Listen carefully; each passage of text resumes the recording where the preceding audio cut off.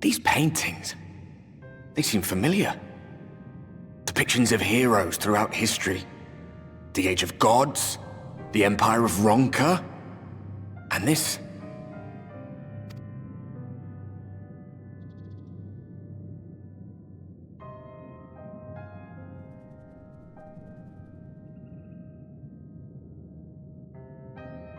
There was a man, a researcher who pored over these pieces.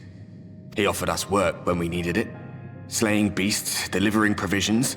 A funny old bugger he was, but he had a good heart.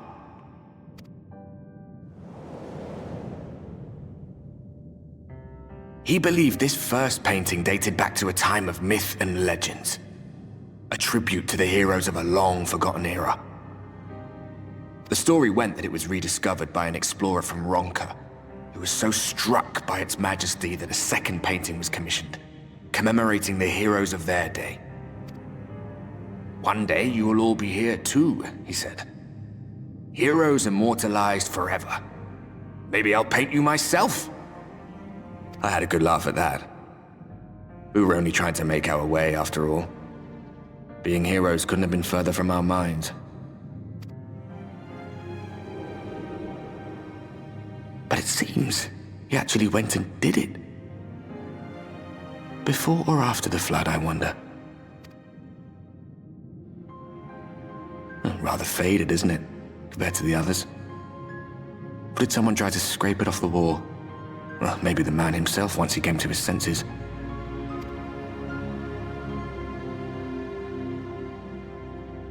Do you suppose your deeds will warrant an addition to this collection? Or some other kind of monument?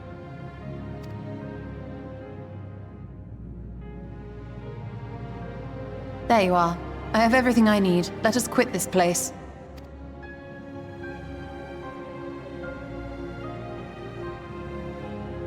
Is something the matter? We should go. The others are waiting.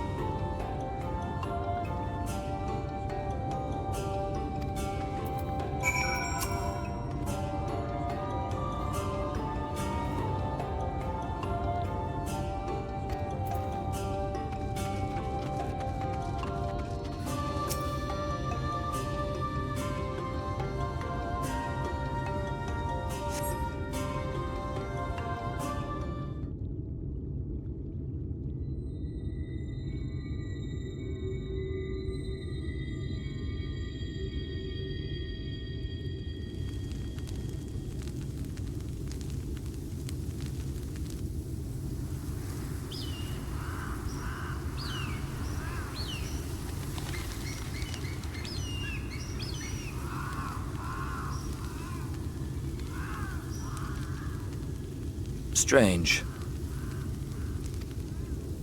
The others on patrol should have returned by now. Our food will be overcooked if we wait any longer. We will just have to start without them. Would you call Master Matoya and the others?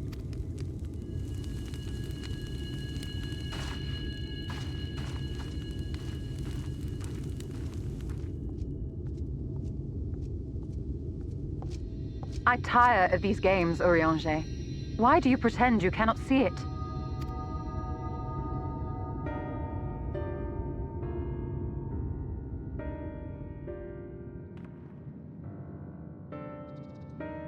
The blessing may spare her the fate of becoming a Light Warden. But you cannot be blind to the nascent corruption. She is not as she was in the Source.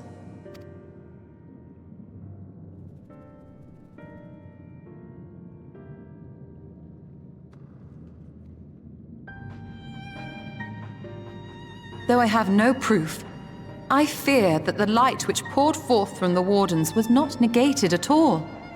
I fear it was absorbed, that she has been suffused with their light.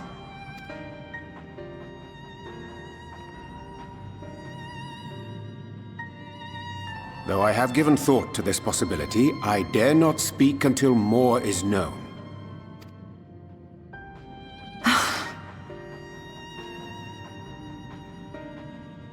By the time you deign to enlighten us, it may be too late, if it is not already. Urianger, I know full well, after all these years, that you have only the best of intentions. But that does not make it any easier to put my faith in a man so infatuated with secrecy. I have had my suspicions ever since the Exarch bade you speak that day. But now I must ask. The 8th Umbral Calamity and all that followed. Everything you claim to have seen. Did you?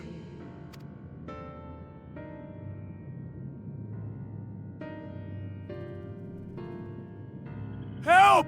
Someone help! The Ilmorans have come for us! We're under attack!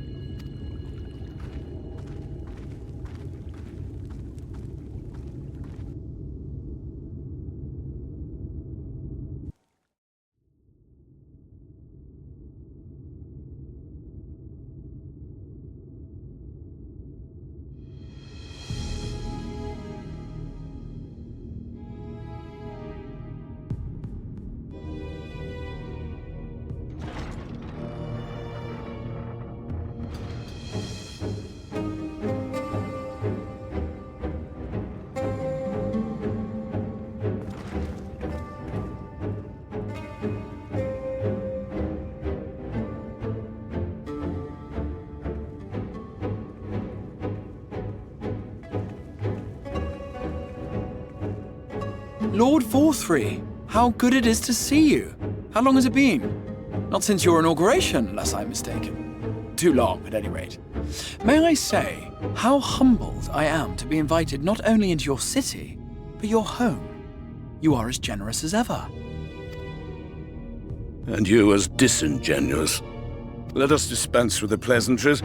This merry band of dissidents people are calling Warriors of Darkness. They have slain Sin-Eaters, and by all accounts the Crystarium is complicit in their villainy.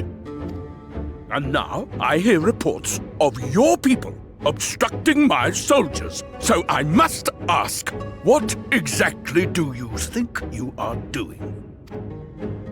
I might ask you the same thing. It should be clear, even to you, that defeating the Light Wardens represents the world's only hope of survival. Even now, the people of Lakeland and Ilmeg rejoice in the return of night. For 100 years, they yearned for a means to fight back against the Sin-Eaters, and at last they have found one.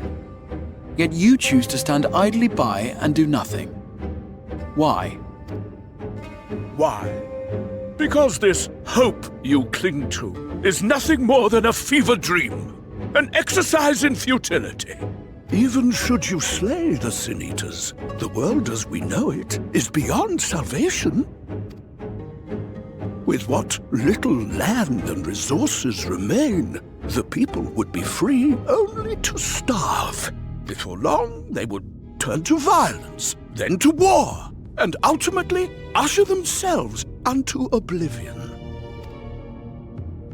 They require a firm hand to shepherd them from the edge. The hand of a king. Nay, a god. I will see their dreams fulfilled, their wishes granted. I will give them peace, order, and they shall never want for bliss.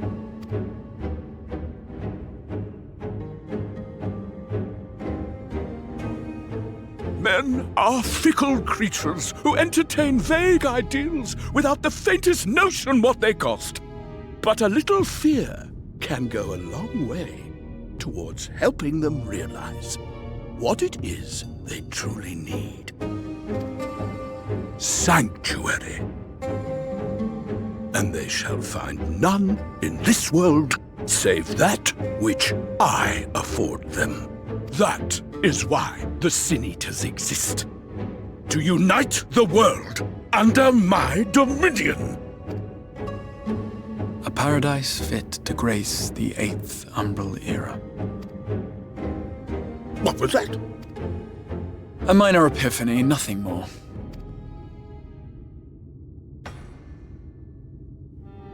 You have always held sway over those around you. Those who defy you must submit or die. What sits before me is the inevitable result of bloated privilege and unchecked power. But man is more resilient than you think. His achievements are not the product of violence and bloodshed, but compassion and understanding. This calamity is but another crisis to be overcome. And we will, once we eliminate the Sin Eaters. You poor deluded fool. These people care not for the morrow. They care only for the now, and the contentment they lack. What good is a paradise to them if it is 1,000 years in the making, or even 100? You underestimate them, Lord Forthry. They see further than you think. I have beheld it in the blood and sweat and tears of those who would sacrifice everything for a future they may never know, that their children may never know. I have beheld it in the hopes and dreams of those who came before, which we bequeath to those who come after, that they might in turn build upon the foundations laid by our forebears. These are the bonds which hold man and his world together, not your gilded chains, and I will resist your every effort to shackle him. In summary, you will continue to support the villains hunting my Sin Eaters? With tremendous enthusiasm, for I have faith in the future they would build.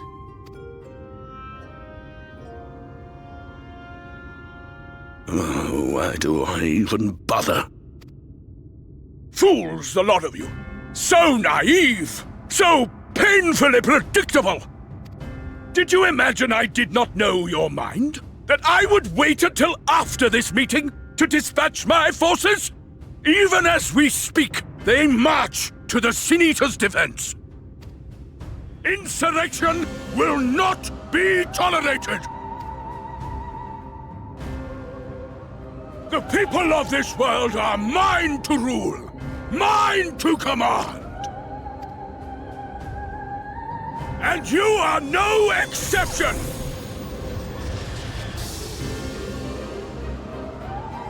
What? How did he...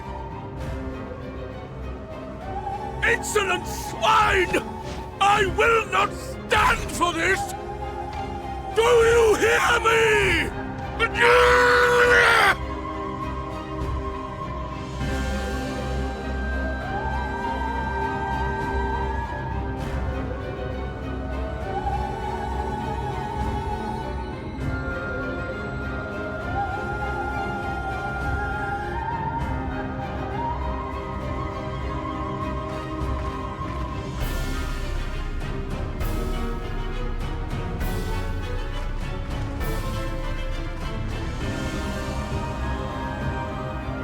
You speak for the Knights Blessed? I do. I presume that is your doing. If you have come to parley, I must insist that you first return him to us. You're in no position to make demands.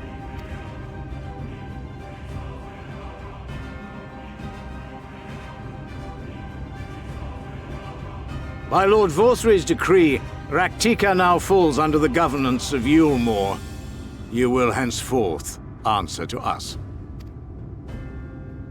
Is that so?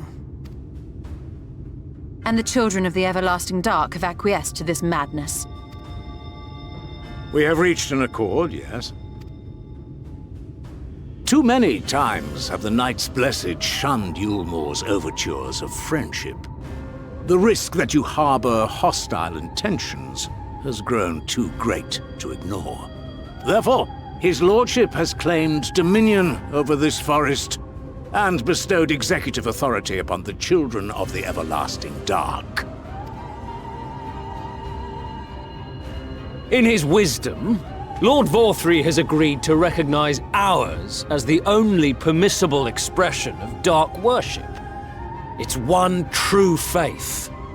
You and your false creed are a blight on these woods. A foul, unholy corruption that must be cleansed. Little wonder the Warrior of Darkness visits both Lakeland and Ilmeg, yet shuns Raktika. Your perverted teachings hold blessed shadow at bay.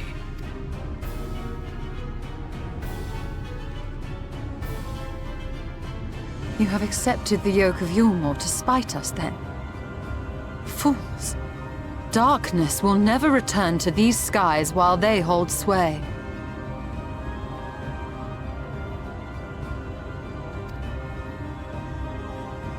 Those of you minded to obey his lordship are to make for Woven Oath with all haste. We will leave you, that you may have time to prepare. Woven Oath?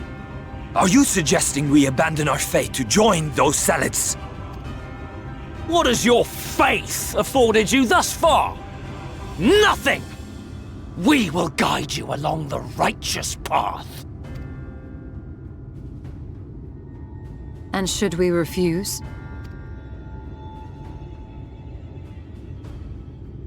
Anyone found here upon our return will be considered a traitor to Yulmore, and dealt with as such.